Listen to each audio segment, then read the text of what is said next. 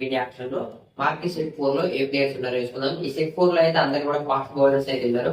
So చాలా టైంకి fast bowlers అయితే కావాలి. ఇందులో కూడా చాలా ఇంపార్టెంట్ ఫాస్ట్ బౌలర్స్ అయితే ఉంటారు. ముందుగా వచ్చేసి మధ్య సభకరైనా డెత్ ఓవర్ స్పెషలిస్ట్ చెప్పుకోవచ్చు. సిఎస్కే అయితే రిలీజ్ చేసింది. అందరూ కూడా షాక్ అయ్యారు. సిఎస్కే ఫ్యాన్స్ గారు, క్రికెట్ ఫ్యాన్స్ అందరూ కూడా షాక్ అయ్యారని చెప్పొచ్చు. ఐపీఎల్ చూసే వాళ్ళందరూ. సో అతనికి చాలా డిమాండ్ ఉండే అవకాశం ఉంది. ఎందుకంటే చాలా టీమ్స్ కి డెత్ ఓవర్స్ లో చాలా ప్రాబ్లమ్స్ ఉన్నాయని చెప్పొచ్చు. సో అతని కోసం చాలా టీమ్స్ ట్రై చేయొచ్చు. సో అతనే మోస్ట్ ఇంపార్టెంట్ ప్లేయర్ వచ్చేసి సెట్ 4 లో. అలాగే సెకండ్ వచ్చేసి ఆకాశ్ దీప్ అనుకుంటా. లాస్ట్ మెగా ఆక్షన్ లో ఎల్ఏజీ అయితే 8 CR రేట్ అయితే బై చేసింది. అతను కొంచెం ఇంజర్ ప్రోడ్ గా ఉండే అంత ఎక్కువ పర్ఫార్మెన్స్ కూడా ఇవ్వలేదు కాబట్టి అతను రిలీజ్ చేసిండు. సో అతను పవర్ ప్లే స్పెషలిస్ట్. అతన్ని పవర్ ప్లే లో 3 ఓవర్స్ వాడుకుంటే చాలా బాగా వేసే అవకాశం ఉంటుంది. ఫస్ట్ 2 ఓవర్స్ లో మాత్రం పక్క వికెట్ ఇస్తాడు. సో ఇతనైతే చాలా టీమ్స్ అవసరం ఉంది పవర్ ప్లే లో. మెయిన్ ఎస్ఆర్హెచ్ టీమ్ ఇతన్ని టార్గెట్ చేస్తే బాగుంటుంది. ఎందుకంటే వాళ్ళకి పవర్ ప్లే బౌలర్ అయితే లేదు. షమిని ట్రేడ్ చేసిన తర్వాత. అలాగే గిరాడ్ కాట్జీ జీటీ ఆడిండు గతంలో. అలాగే ముంబై ఇండియన్స్ కూడా ఆడిండు. సో అగ్రెసివ్ ఫాస్ట్ బౌలర్ అని చెప్పొచ్చు. చాలా మంచిగా వికెట్స్ కూడా తీస్తాడు. సో ఇతని కోసం కూడా చాలా టీమ్స్ ట్రై చేసే అవకాశం ఉంది. అలాగే Jacob Duffy New Zealand fast bowler. So ఇతనికి అయితే చాలా డిమాండ్ ఉంది. రీసెంట్ గా చాలా మంచి ఫామ్ లో ఉన్నాడు. సో ఇతన్ని చాలా టీమ్స్ బై చేయాలని అయితే చూస్తున్నాయి ఈ సీజన్ లో, ఈ మినీ యాక్షన్ లో. సో ఇతని T20 రికార్డ్ చూసుకుంటే 36 ఇన్నింగ్స్ లో 53 వికెట్స్ అయితే చేసిండు. రికార్డ్ కూడా 7 మాత్రమే ఉంది. సో చాలా మంచి స్టాట్స్ అయితే ఉన్నాయి. కానీ ఇండియాలో ఎలా పర్ఫార్మ్ చేస్తే ఉండాలి టీమ్స్ బై చేస్తే.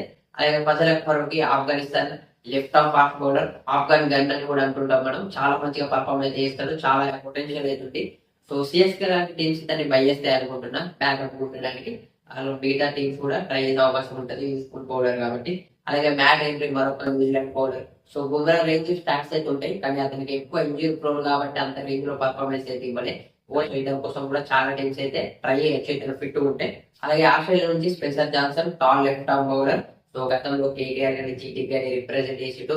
సో ఐపీఎల్ అంత ఇంపాక్ట్ అయితే చూపించలేడని చెప్పొచ్చు. సో ఇతన్ని tall bowler left arm variate కూడా ఉంది కాబట్టి కొన్ని టీమ్స్ అయితే ఇంట్రెస్ట్ చూపించే అవకాశం ఉంది. అలాగే శివం మావి Indian face bowler. So KKR ఆడినప్పుడు చాలా మ్యాచెస్ లో చూసినాం ఇతన్ని మనం. చాలా మంచిగా బౌలింగ్ అయితే వేస్తాడు.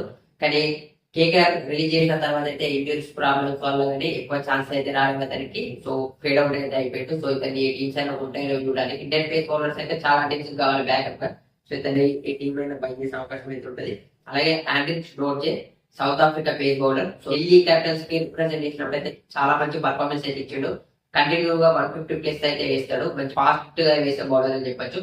కానీ డెత్ ఓవర్స్ లో రీసెంట్ గా చాలా రన్స్ అయితే లీక్ చేస్తున్నాడు కాబట్టి టీమ్స్ అయితే అతన్ని రెగ్యులర్ గా రిలీజ్ చేస్తున్నాయి.